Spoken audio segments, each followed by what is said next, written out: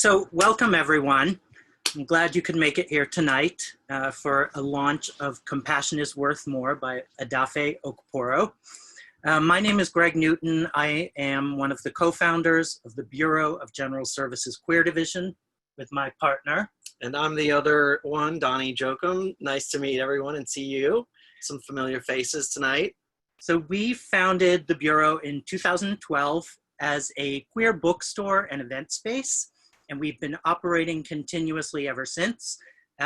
Since 2014, we've been at the LGBT Community Center in Manhattan. We're still there, but the center is closed due to the pandemic, so are we. But we've been doing lots of online events, and we now have an online store, which we're super excited about. So you can buy Edafe's book there. You can also buy Eric's book there, and many, many more. So all of that is at our website, bgsqd.com. You can also check out on our website what other upcoming events we have. So yeah, I'm gonna get started by introducing our two speakers, and then we'll jump right in. And if you have any questions, you can type them in the chat function, and we will share those with Edafe and Eric when we're ready towards the end of the event. So Edafe Okporo has always been a leader in times of difficulty, migrating from Nigeria to the United States as a refugee, overcoming great obstacles, and now leading a movement of building a compassionate society. Okporo is a luminary and an advocate for the rights of marginalized people. He is passionate about building bridges and extending a hand to communities in need. Eric Cervini is an award-winning historian of LGBTQ+ history. He graduated summa cum laude from Harvard College and received his PhD in history from the University of Cambridge, where he was a Gates Scholar. The Deviant's War is his first book. So please put your hands together and welcome both Edafe and Eric. Thank you so much, Greg and Donnie. And before I get to you, Edafe, I just want to give a shout out to y'all and all the amazing work y'all do with the Bureau, following in the footsteps of Craig Rodwell and Oscar Wilde Memorial Bookshop. I know he would be proud. And as a historian, one of the first things you learn is that independent bookshops, especially queer bookshops, are not just places to buy books, they're places to build community. So thank you for all you do. And I want to encourage everyone listening to please consider supporting the Bureau or your independent bookshops near you, because it's really important now more than ever that we have these, not just spaces to read, but spaces to organize and to build community. I am so honored to be here today in conversation with Edafe, and the timing truly could not have been better. I'm hoping most people have already heard the news about the David Prize that was so deservedly won by you, Edafe, with all the incredible work that you have done in such a short amount of time with the RDJ shelter, and sharing your story and inspiring so many of us to also take action. Of thousands of applicants and everyone in New York City who was eligible to apply, you won it because you deserved it. So I want to give you my heartfelt congratulations. And so I always like to start conversations with the book itself, because you do have a brand new book. We were just talking right before this about how it could not be more relevant, especially this idea of building bridges in such a tumultuous time.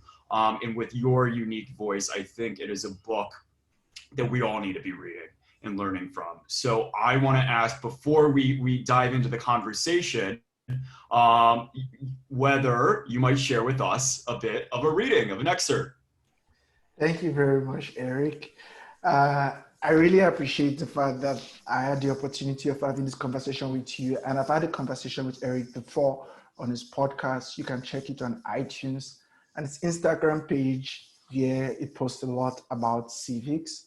I respect him a lot, and we all could learn from him. Thank you, Donnie. Thank you, everybody, for being here. I think I'm going to start by doing a little reading.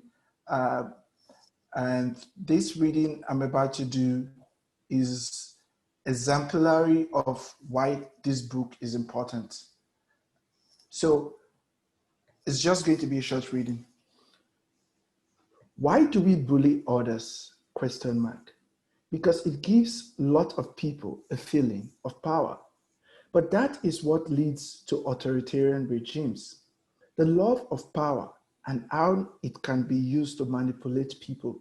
In the US and other Western countries, detention centers were signed into law to punish people who look different, to deter migrants of color from coming to America.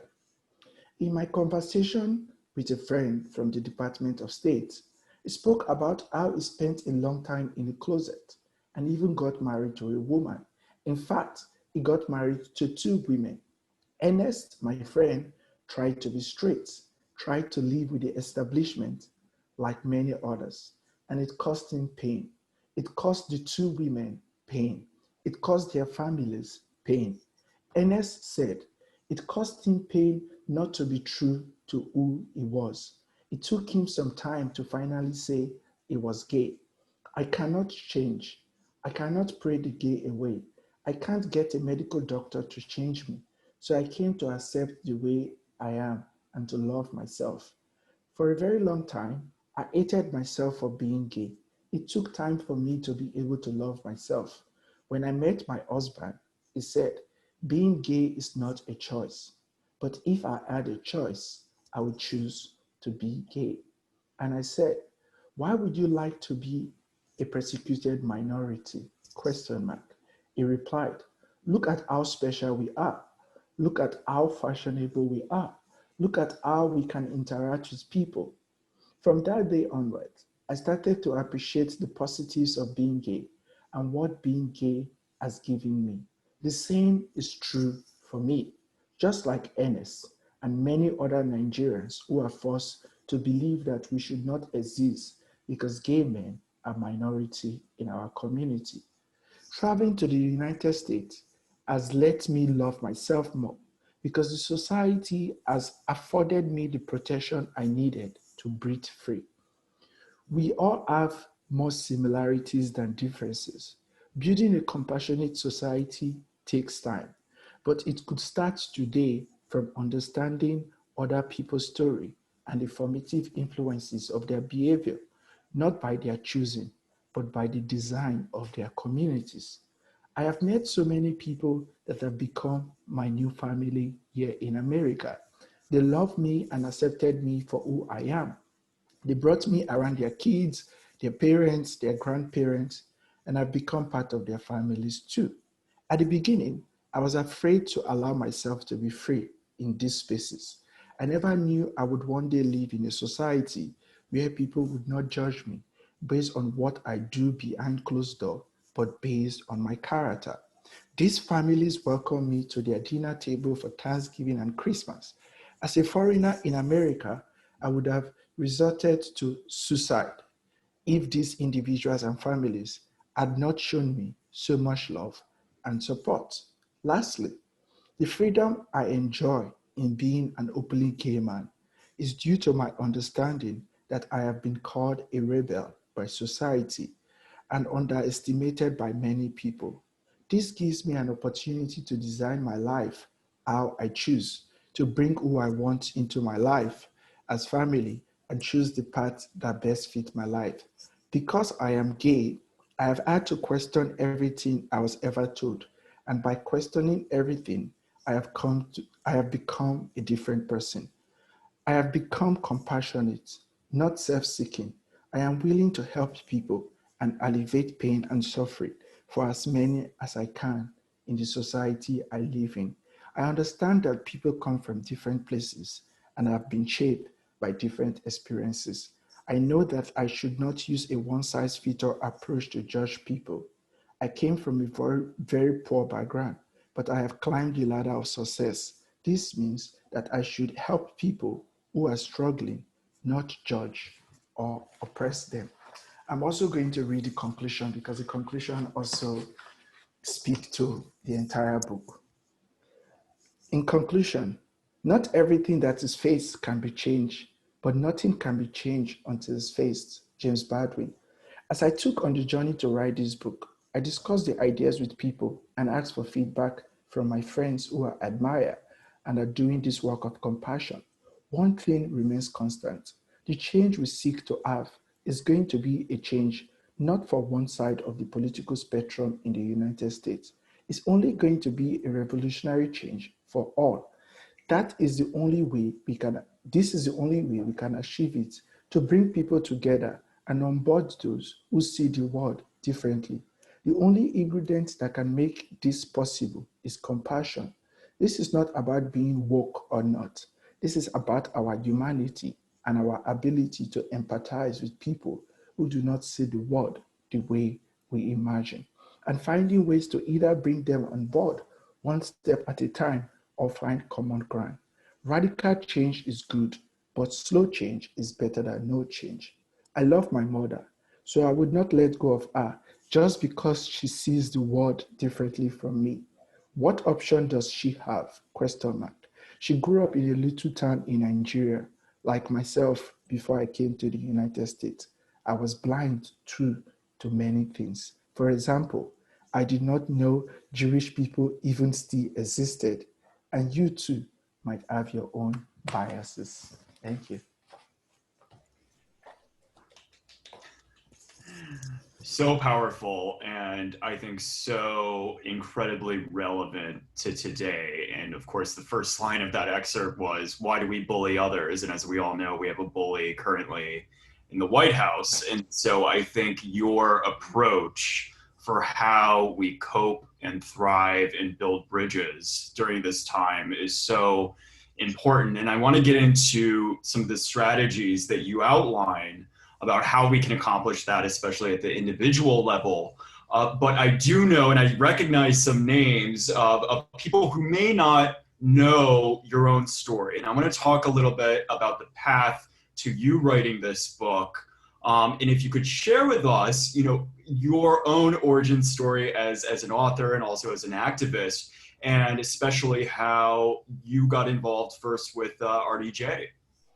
Thank you very much, Eric. So in terms of like backstory, I think that growing up in southern Nigeria, I learned a lot because my family were predominantly African traditional worshippers, and we became Christians. And there was this idea of demonizing people who were not Christians. And I used to be a pastor, and one of the questions I used to ask myself is that if God is love, why should we choose who God is going to love or not? So I've always seen myself to be a rebel, quote unquote, right from a very young age. But I couldn't find a place of worship that suits my lifestyle because I identify as gay.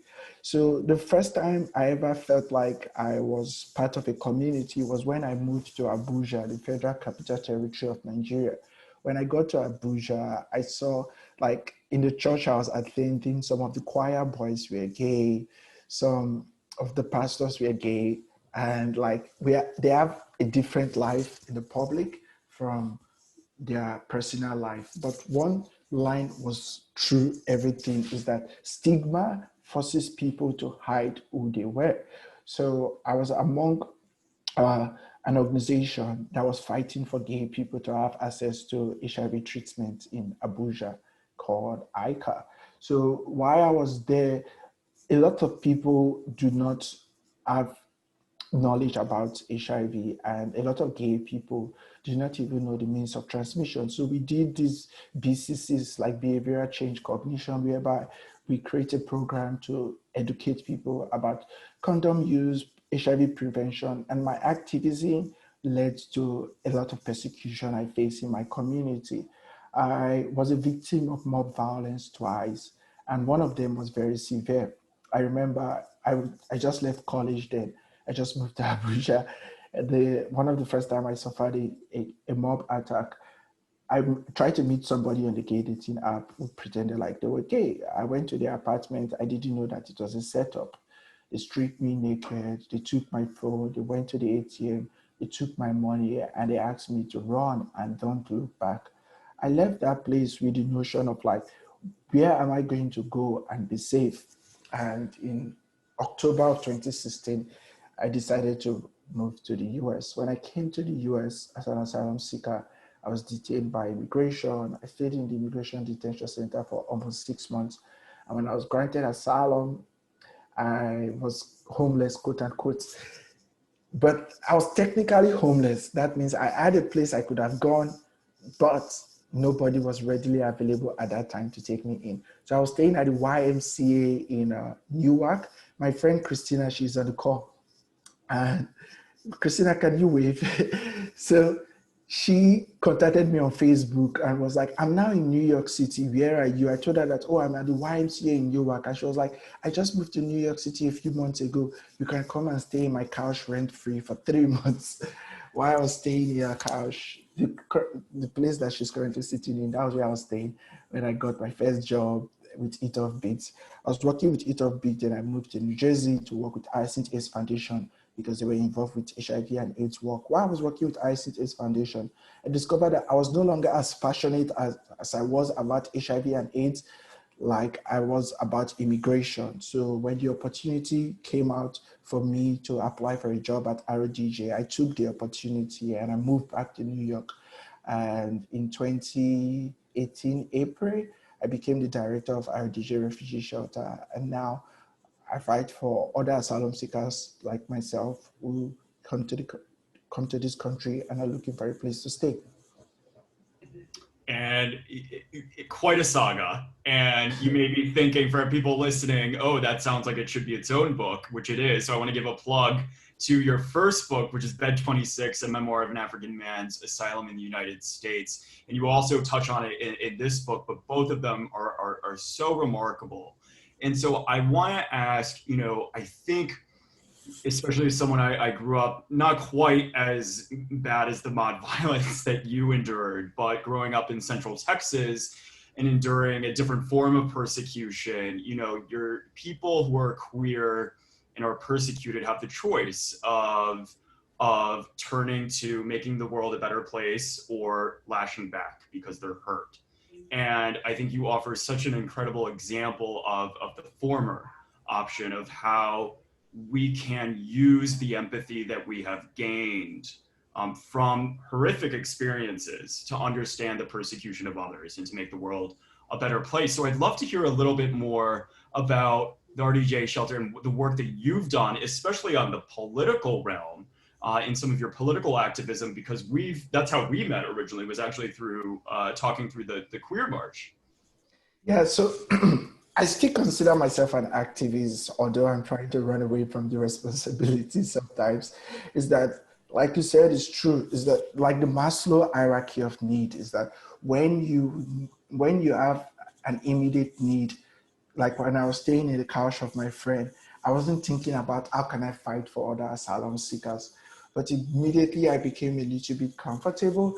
It became permanent. Again, it's like activism is not something you choose. Circumstances lead to you becoming an activist.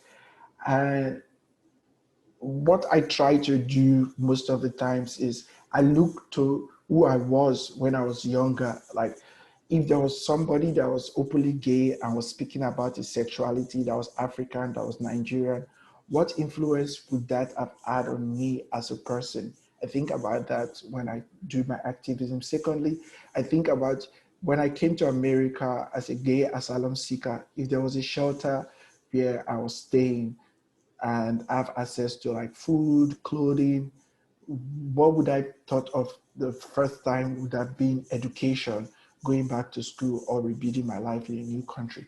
But these are circumstances I met that I want to change for other people. So being an activist is not just going around and shouting, is educating people on issues that have affected you, that you believe they have the influence to impact. Because, for example, refugees and asylum seekers are not eligible to vote in America except when they become US citizens. The only thing we can do is to tell our stories and see how policies the federal government pass affect refugees and asylum seekers. And that is what I try to do as an activist, is to educate people on immigration policies and how they affect us. For example, I remember the time we met in June, the Trump administration just released a 151-page document that was going to erode the rights of asylum seekers, especially LGBTQ asylum seekers in America. And we had 30 days to comment. And it was a lot. Eric supported that movement. A lot of people supported that movement. And we floored the Department of Justice, the Department of Homeland Security website with unique comments. And that law has not gone into effect because they have to review every unique comment. So one thing that gives me the wherewithal to continue doing this work is seeing people which this work has impacted their life, moving to become something. Like I remember when I just became the director, there was a guy named Desta who came from Guyana, is gay. His parents died in Guyana. He couldn't return to Guyana because he was seeking asylum as a gay asylum seeker. And when he was granted asylum, the mom had died. He became an EMT.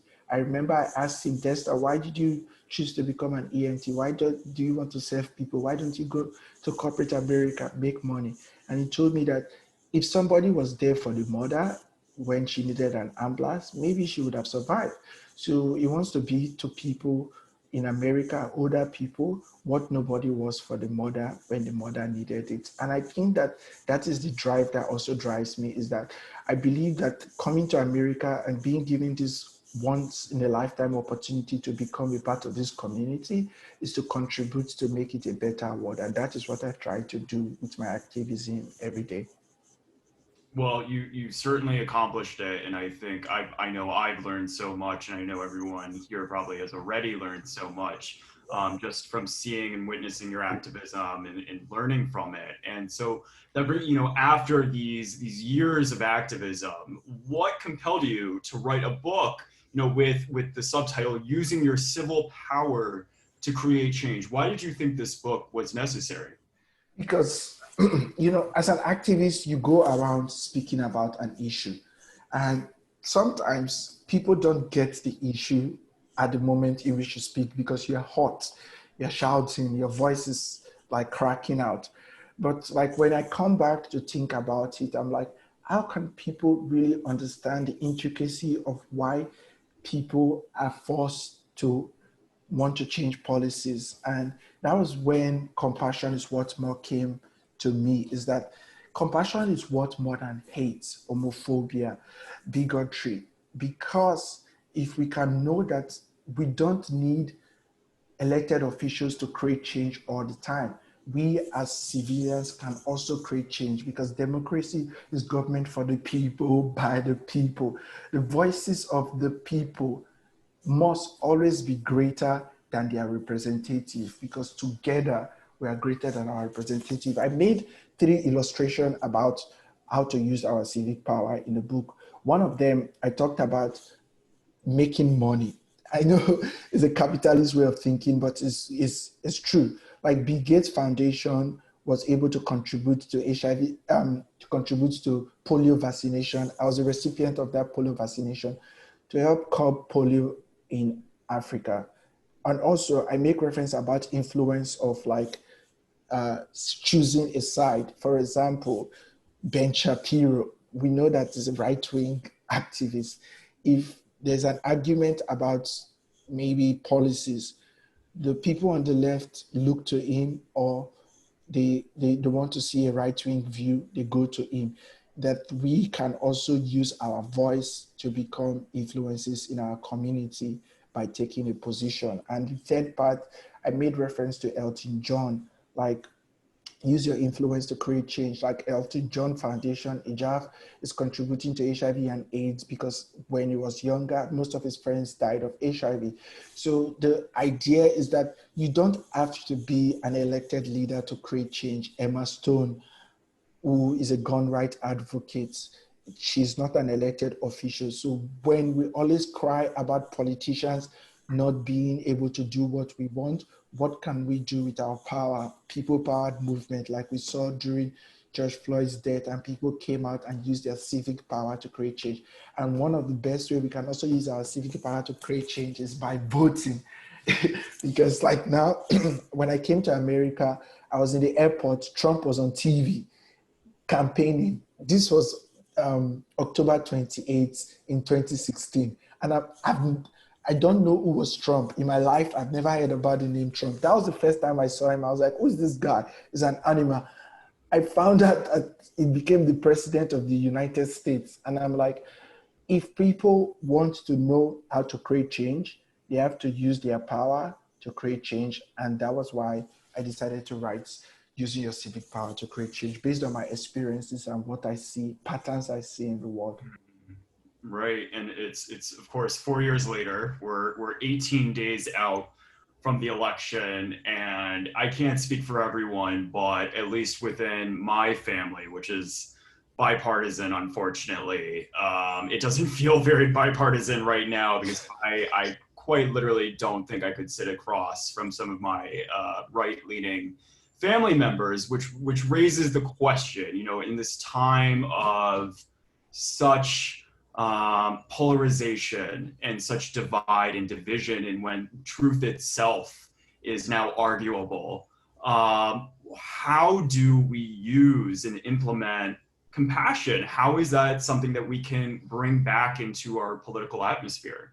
Thank you, Eric. So in the last chapter of the book, I talked about polarity. In quantum physics, the infinity symbol or figure 8 has two heavy edges on this side. If you have to thread an object through the figure 8, when it goes to the left-hand side or the right-hand side, it maintains its highest polarity. To reduce that polarization, you either reduce the infinity symbol or increase the rate at which the object flows from the left to the right faster. So one thing that we are lacking is that for polarity to be leveled, we need a bridge between the left and the right. And that is what we lack right now in our society, is the ability for us to hear other people before we speak, because it's easy to say what we want. But if you say what you want and I say what I want, we maintain our polarity. So either we reduce the circles in which we have conversation, or we increase the rate at which we travel from one circle to another circle. And something that is making it hard for us to do this right now is the internet of all things. The internet is good. The internet has made it possible for us to communicate. Now we are on Zoom, people from Canada, Los Angeles, and different parts of the world. But the internet has also brought the beast in us because of anonymity. If I'm anonymous, I can be in Belarus and insult you and bully you and something like that. So we tend to think about our humanity through the lens of Twitter and Instagram, which is wrong. So sometimes I take away social media from my phone and I walk on the street. I see somebody trying to help somebody to cross the street. I see somebody buying a cup of coffee for people. And it brings back that understanding that we are really a unified human race. But this idea of social media have really polarized us. And I think that when we think about the two polar ends, we should always see ourselves as the bridge that can help us cross from left to right or from right to left. Mm. In that metaphor of the bridge is so important within your book, and I'm wondering, especially when we're having these kinds of political conversations and you talk about listening to the other person and building that bridge, how does that actually play out when we're having that conversation, say with my aunt, who, you know, only watches Fox News, has a completely different definition of reality and its composition? How do we build that bridge? I'm sorry, I'm going to call somebody out, but it's okay. So my partner's family, most of them are to the right too. And I go there to have meal with them. They talk about politics, they watch Fox News and the rest. But it's surprised that whenever I have conversation with them, they listen to me. But whenever they try to have conversation as family, they fight with each other. Is that you cannot teach somebody that is close to you how to change. They become defensive. One of my lecturers told me, if you want to change your father's habits about gambling, buy a book about savings and give him that book to read. And when he reads that book, ask him, well, what did you learn about that book? And you can strike a conversation. If your partner is an alcoholic, you cannot be your partner's therapist. Or if somebody that is very close to you is dealing with terminal cancer, sometimes it's very difficult for you to console them. I think that when we discuss politics, we should also look at it from the same lens, is that immediately you try to tell somebody something, the brain waves becomes defensive. And for us to bridge that defenses is not to continue in a heated conversation like my friend Marjorie does, is to take a deep breath and know that maybe this is not the right time to have the conversation. Maybe they still need more information for me to be able to have a conversation with them. Like me, I'm a very, very liberal person. I believe in universal basic income. I believe in healthcare for all. I believe in free education. I'm maybe you call me a socialist or something like that, but I don't go around telling people that you have to give us healthcare immediately, because slow change is better than no change. So if you want to compare something, for example, let's take that you are a business person and somebody comes to you and tell you that, hey, I want to have a car. If I have a car, it will make me it will make my life easy. You'll be like, oh, this is benefiting you. What is benefiting me? But if I tell you that, hey, I want to have a car because the amount of sales I could make if I'm easily traveling from one place to another, it will make it easier. So when we make our case, we make our case about us, not about them. Like for the Green New Deal, for example, there's a lot of defense about the Green New Deal. Even the people that you affect the most, farmers, miners, that really need that change, they are defensive because have the left gone to West Virginia and meet people that are affected by the Green New Deal and ask them, what is your hesitation about the Green New Deal? Have we gone to Iowa and asked farmers, what is your hesitation about the Green New Deal? And tell them the benefit it will give to them if the climate is not destroyed. They will have better yields, they will have better produce. Okay, mining has been what your family have been doing all your life, but wind and solar energy is better. And your family can own a solar energy farm, and this will increase your profit by X amount because the other generation that will come will become solar panels holders and things like that. So I've been studying this for quite some time now, over the last 9 months, and how people have conversation online. So I've reduced the way I speak online because I feel like we don't listen anymore. We just want to tell people what we know and why they should buy our ideas. It's such a good point. In reading your book, it really reminded, some people may have watched this film, but if they haven't, it's the perfect accompaniment to your book is Pride, the movie Pride, about lesbians and gays support the miners and the British group. Have you seen it, Edafe? Yeah. I mean, it's remarkable because it shows that sometimes, to build coalitions and to build these bridges that you talk about, that, with demographic groups that you think you have nothing in common with. And then when you start having those conversations and show support for their basic, human and economic rights, then suddenly they're on your team and they're going to support you also because they see that we're all in this together. And I said this in the book. I said that if you want to develop compassion, if you have never, go to a group that you have nothing in common with and just do social listening.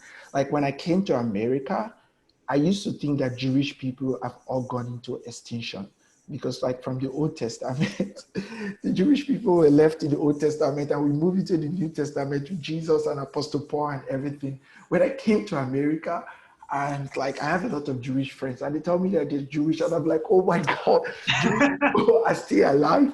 It's like crazy to find out. I asked my mother, do you know that Jewish people are still alive? She was like, no, they're not alive. I was like, my friend Emily, this, that, all my friends, they're Jewish. And she was like, oh my God. So I think that our worldview is our experience plus exposure equals worldview. So for us to develop compassion, we need to have different experience and different exposure to develop a different worldview. And, one issue that raises is the idea that you talk about in the book as well is of privilege. And especially, how we can use our privilege, especially privilege related to our skin color or related to our economic status in order to build compassion and create social change. And so how should we look at our own privilege and utilize it for good? Thank you. So when I was growing up, my father and my mother, they separated in 2007. I was 17 years then. And I moved in with my mother. My mother was staying in a kiosk, like we have a beer parlor, we sell drinks in the morning, we close it in the evening and we sleep there. Our bathroom and our toilet was there. And when I came to America, life was very different for me. I became a very privileged person because I have access to a lot of things people back home do not have. And when I think back home, I'm thinking, how can I use my privilege to help those people? But I think that Americans in general do not consider themselves to be privileged people. For example, if you have a US passport, you can travel to almost any country in the world except few countries that will require visa, less than 40 something out of 200 something countries in the world.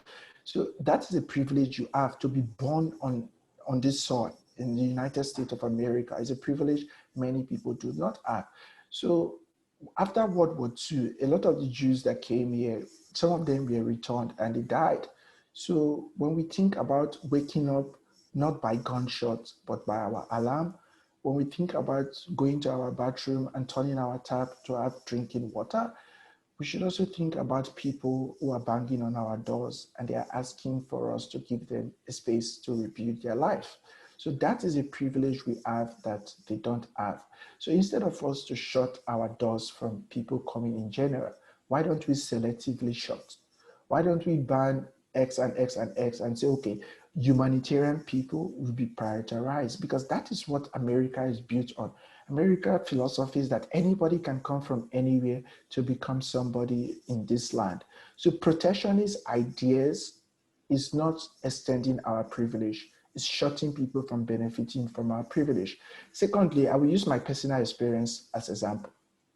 When I came here as an asylum seeker, I got my green card. A lot of people who come here, they don't speak a lot of good English. They don't have access to lawyers. When they want to apply for their green card, they come to me. And because I'm connected to a lot of legal services, I use my privilege to look for lawyers for them, sometimes even write their application for them. It's the same thing. You as an American, you might know how to write resume, and a new immigrant comes here, they don't know how to write resume. Just helping them to write resume is a privilege you have, they don't have. You might have a suit you're about to throw away. You give them their suit to prepare for a job interview, and that might be the saving grace. I remember when I was going for my first interview, I was living with Christina. I was going for an interview in Charlton Street, and it was just $2.75 would have prevented me from getting my first job, because the train was $2.75. I didn't know. So when I got to the train station, I paid, I think it's $2 or so. And I tried to swipe and it said it's remaining 75 cents. But I had 75 cents to pay. But just that $2.75 that we swipe on the train all the time, there are a lot of people who come to this country and they don't have that money. And it's a privilege we have. We can buy a Metro card for that person to go to their first job interviews. What you have over somebody is a privilege. Is such a good point. And I want to make sure we have room for questions from the audience. So I suppose I'll turn it over to Greg. Y'all, do you have questions already lined up, or should we start urging our audience to ask some?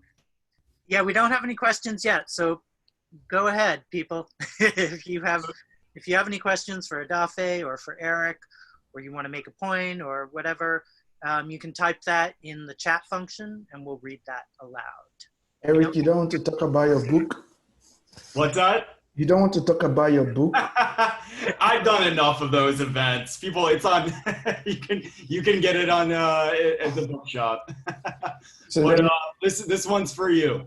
So, okay. but I have more of my own questions, but I want to encourage everyone to please consider, if you have any questions about Edafe's book or story, please post them in the chat. I wanted to ask you, and it was something that we talked about earlier this week, about what you think, we mentioned how we both met through your work via the Queer Liberation March. So I'm curious what you think, especially as the LGBTQ plus community, which itself could learn a lot of compassion and learn to come together more and also recognize some of the privileges of some of its members, especially those who look like me, over some of the others who have been historically marginalized. So I'm wondering, what do you think the queer community can do to build some of this compassion and build some of these bridges? Thank you very much, Eric. I think that's a very important question. I've been trying to look out for the past few years now. It's like sometimes I feel incapacitated to be a gay person from Nigeria and to come to America and to always look back to Nigeria and say, did I fail people back home, or am I prioritizing my life right now? And I think that question, I don't really have an answer for it. But my friend Kent Clindera is a white guy, and I think is a very good example to a lot of people. I met Kent in Nigeria, and it was the last person I took picture with in Nigeria before I came to the US. When I came to the US, I was in a detention center. Most Nigerians knew I was in a detention center. They didn't come to visit me. I don't know why or something. But Kent heard that, hey, this guy I met in Nigeria is currently in a detention center. And he came to visit me in the detention center, like maybe three, 4 times. And in my final court, he was ready to testify as a witness for me. And as a USAID staff, someone who has worked in Nigeria, it was very good, substantial evidence for my asylum claim, because he's a US citizen that I have experience with Nigeria. And I think that such kind of ties is something we need in the US, is that an acceptance of foreign gay people that are coming into this country, to say that this love is an umbrella that is going to cover all gay people. And I consider him to be my family member too, because I go to him for advice and so many things. And even when I wanted to become the director of RDJ Refugee Shelter, I was working in New Jersey. I went to meet him. I asked him, Kent, do you think I should take this job? He has experience as a gay person. He was like an elder brother to me, answered my questions, told me, do it. I think it's good for you. As a gay immigrant, you can focus on immigration in America. And when I turn back to so many questions I have had in my life that I have to turn to him for advice, it shows me that if more gay people who live in America can take that effort, it's a lot of effort to advise, because when you advise, you are pouring out, you are not gaining anything else. To advise people, to welcome people, to make them their family, to reduce the isolation these immigrants face when they come into this country, I think is a way that the gay community can show that they are willing to accept and welcome these people and to make them a part of a new community. I think that's very important. Absolutely. And one thing you mentioned in your expert and also throughout the book, is this idea of choosing one's own family, and building, especially, for folks who are queer and may not be accepted by their own communities or by their own families.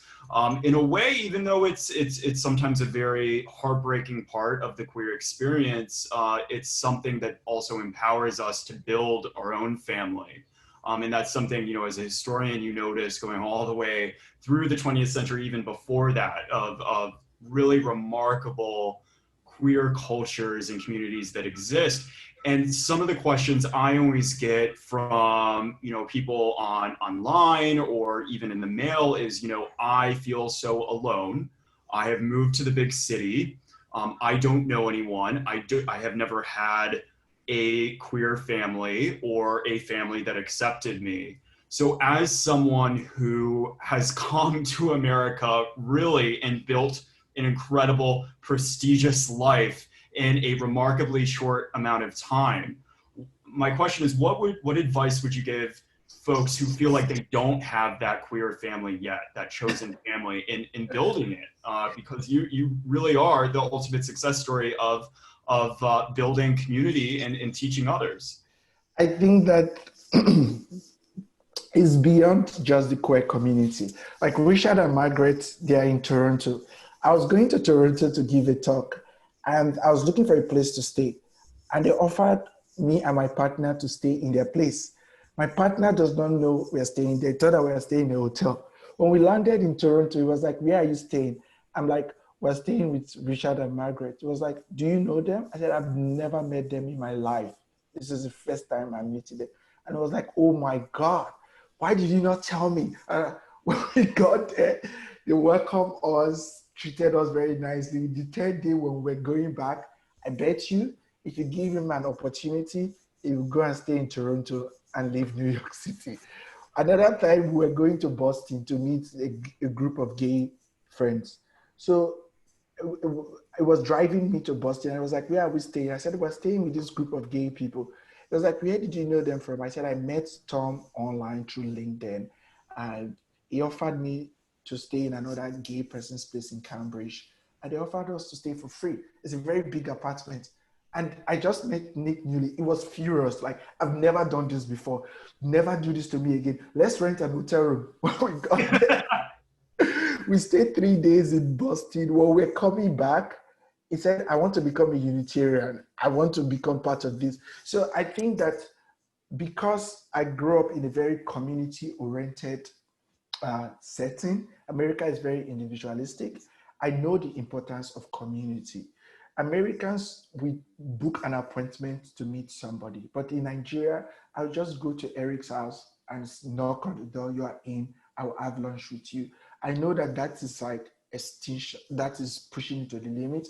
But what I do all the time is that I take time to write my friends, or any of my friends knows that one thing I do within a year, I write my friends emails, text messages, maybe every month or every other 4 months. Then I write cards to my friends. It's not common, but I buy cards. Kent or Christina, they can attest to that. Even Richard and Margaret in Toronto, they can attest to that. I'll buy a card from the post office. I will write a card. Sometimes I won't write anything inside the card. I will just say, "Love you, miss you, remember you," just short, and send it to my friends. Because that attitude of gratitude is what I use in building friendship. I don't do it to gain favor from people. I do it legitimately because when I'm grateful for the people I have in my life, it gives me reasons not to think about my situation as an immigrant that came to this country and don't have a family. Because if people are willing to accept you and love you, why are you going to be pretending like you are suffering or something is bugging you when nothing is really bugging you? So I think that you have to put in effort because it's a relationship between you and other people to build that life you want to build. Most of my friends are older than me. Some of them are younger than me. I give advice to people for free.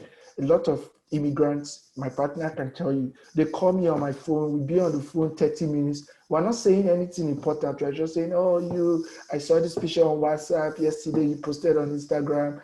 Okay, what are you currently doing? When do you have breaking?" We just say things that don't make sense for 30 minutes. When they drop the call, they send me a text message and like, "I was really done. Just speaking to you made me feel like, I have a friend in this country." So my fellow immigrants are my friend. Americans are my friend. Everybody I meet, they become my friend. I think my partner can attest. I have more friends than I can shoe for the rest of my life.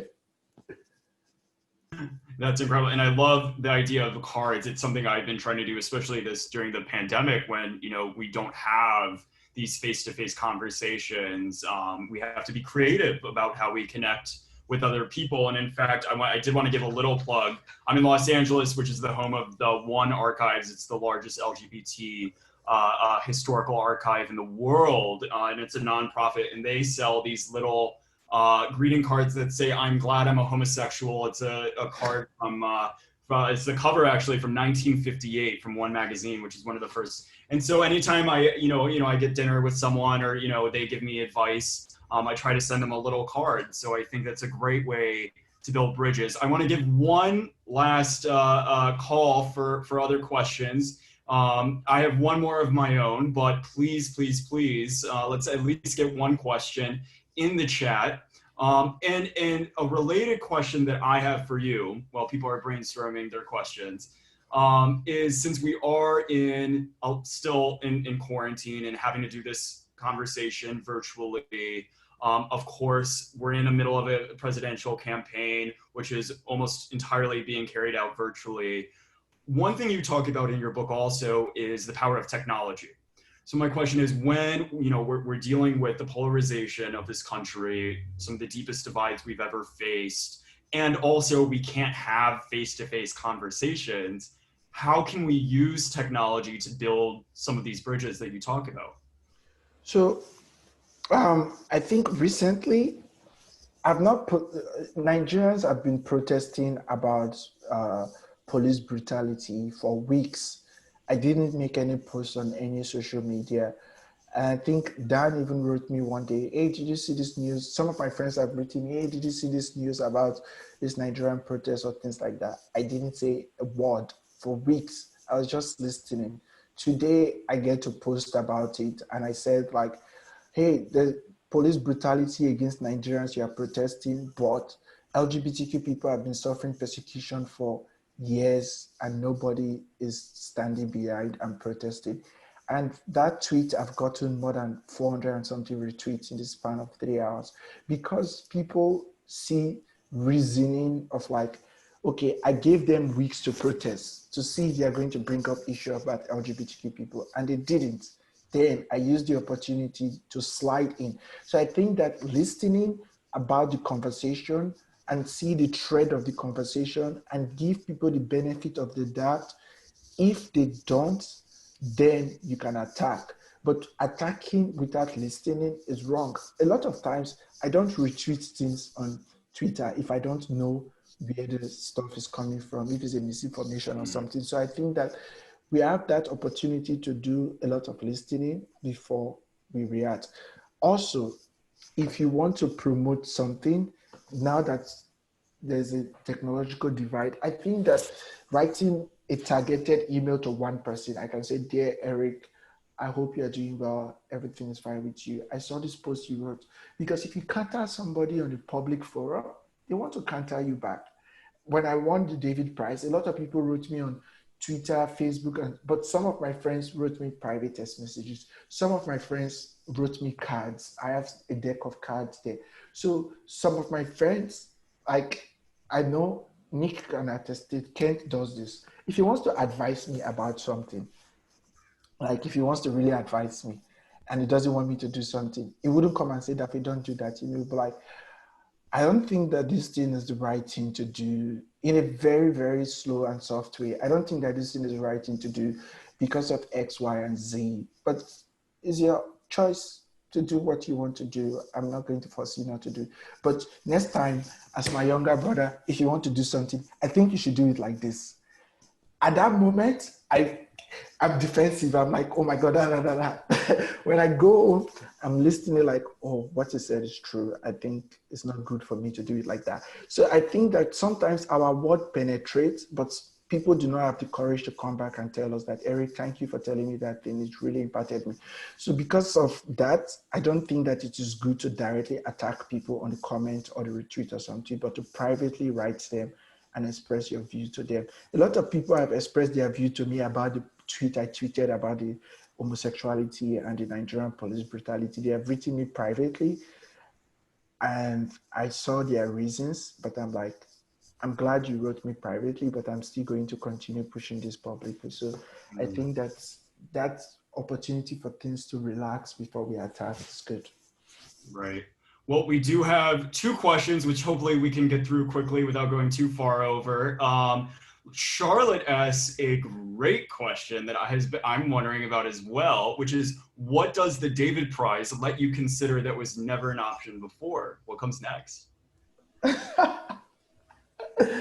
Wow, that's huge. So currently, a lot of people don't know, I'm doing a master's program in NYU, and I want to be able to impact entrepreneurs that are immigrants, to be able to shape their thinking, because a lot of people come to this country and just think about getting a job and so on. So I want to be able to awaken that spirit of like, this country is built on people coming here and creating things, and you don't have to see yourself as somebody that have to work for somebody.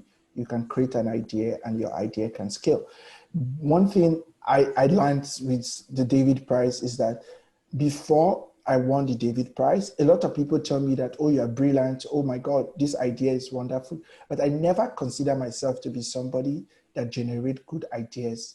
So it's just like a validation of the fact that if I'm doing something next, I could believe in myself that this thing that people are saying is good is actually good, and back it with full force instead of waiting for somebody to validate me from the outside. So I want to also build that confidence for other immigrants to see that their ideas are valid and they don't have to wait for somebody to validate them to scale. It's so true. And congratulations once again on that incredible honor. So well deserved. Last question from Mr. Daniel Lazar, whom I believe we both know. It says, I appreciate the insight about speaking to family, offering them non-family experts. Do you have any tips for talking to family on the other side of the political spectrum? Oh my God. So everybody might know, a lot of Nigerians are very conservative in terms of like their political views, very, very conservative. I don't think I'm an expert in trying to talk to people, but one thing I have done a lot of the time is to challenge the stereotype people have about me and their idea about religion. I know that there's a lot of people in my family that have a lot of idea about religion, and their idea is built on ignorance. So what I try to do, I don't want to be personal, is when I have an argument with somebody and I know the thing and they don't know the thing, so I try to give them an opportunity to do a research about it. So at that moment, maybe we're arguing Roe v. Wade, for example. Let's just use that for an example. And somebody, or let's say gay right was passed in 2015 by the Supreme Court, and another person said it was passed in 1965. So I fact check immediately. I said, can you go to Google and just check when was gay right passed in America? And the person go and checks it. And I'm like, oh, I'm sorry. Then they decide to listen to me and I talk about one or two more things, and I don't push it too much, because when I push it too much, you will become defensive. So I think that if you know the thing and you really know you know the thing, if you have it in a book, you have it in a picture, or you can fact check it immediately. I think using that as an opportunity to show the person that it's not your word, but it's the word of another person that is considered an expert, but not necessarily a book, but something that they can evidently believe into. Maybe you go to Fox News and find a position Fox News wrote about it. Something like that. We're just using Republican and Democrat as an example. Amen. Amen. Well, Edafe, again, it was such an honor to be in conversation with you. I will turn it over to Greg and Donnie, but one last time, the book is Compassion is Worth More, Using Your Civil Power to Create Change. It's the book we all need right now, only a couple weeks away from this election. It's something we all need as we heal as a country after what hopefully will be a good result of this election. But again, thank you to Edafe for teaching us all, and also to the Bureau of General Services Career Division. So I'll hand it back to y'all. Thank you, Eric. And thank you so much, Edafe. This was really great, a really great conversation. Yes, I do want to say that Edafe's book is available on our website, on our web store, as is Eric's book. So please check that out, bgsqd.com. And also check out our upcoming events. So we're gonna keep doing events as long as we're, as long as we're online, we're gonna keep doing these online events. And we'll also be posting the recordings on YouTube. So if you see an event that you miss, you can go to our YouTube channel and watch the recording of it there. Thank you, Donnie. Thank you, Eric. So Thank you, everybody, for coming. I really appreciate it. Thanks, Thank y'all. you. Congratulations, Edafe. Everyone have a good night. Too. Good night, good night, good night. Good night, everyone. Thanks for your support. Thank you, Eric. Thank you. Great. Bye, Edafe. Nick, hi. Bye-bye. Great to see you guys.